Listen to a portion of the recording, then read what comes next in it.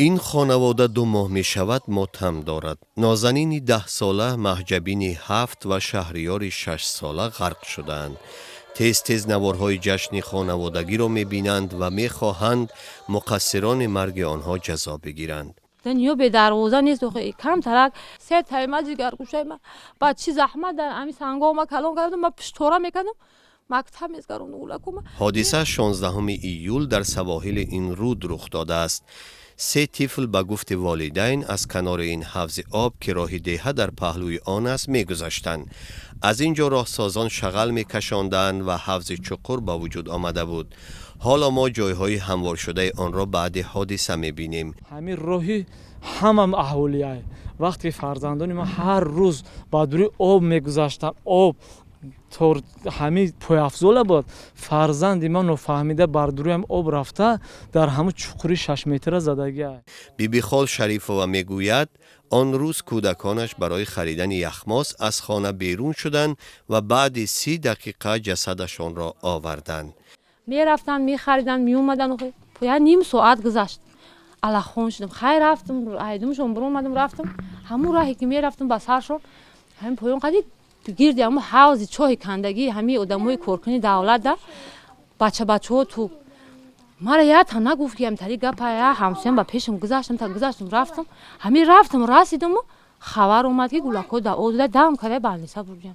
والدین بر مرگ این 3 طفل شرکت راهسازی را گناهکار دانسته به مقامات مراجعت کردند که آنها را جزا بدهند.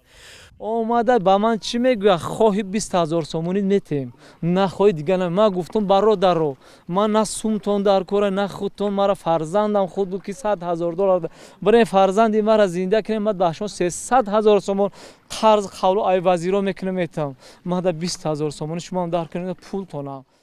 دادستانی ناحیه تیمور ملیک حادثه را تحقیق کرده مکتوب فرستاده است که به سبب نبودن عامل‌های جنایی پرونده باز نکرده است.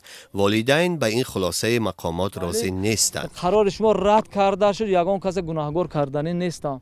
وقتی که من همین کارشون دیدم پیش میرم میگم برادر این چه خیلی حادثه نه خلق فایرو نه چه خیلی قرار رد میکنی همین قطعی گام نمیده.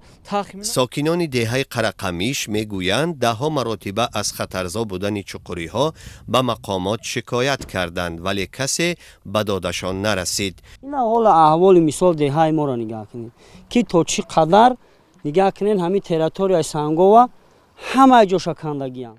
بر طبق یک عهدنامه راهسازان منطقه کنگورد بلجوان خاولینگ می بایست چقوری های به وجود آمده را پر می کردن. ساکنان می گویند نباید برای نقض این عهدنامه راهسازان بی جزا مانند. ما کم از آشونه من کردیم دست کم روبروتون بیاین بگین اهالی 500 600 اقلا 1 کیلومتر پایینتر رفته همین کارتون بکنین که هیچ که پریزنوات نکرد. گپ مور خلق اون چیزی که کس گفت قبول نکردن. آنها نمیخواهند فاجعه به سر همدیه‌شان آمده تکرار شود.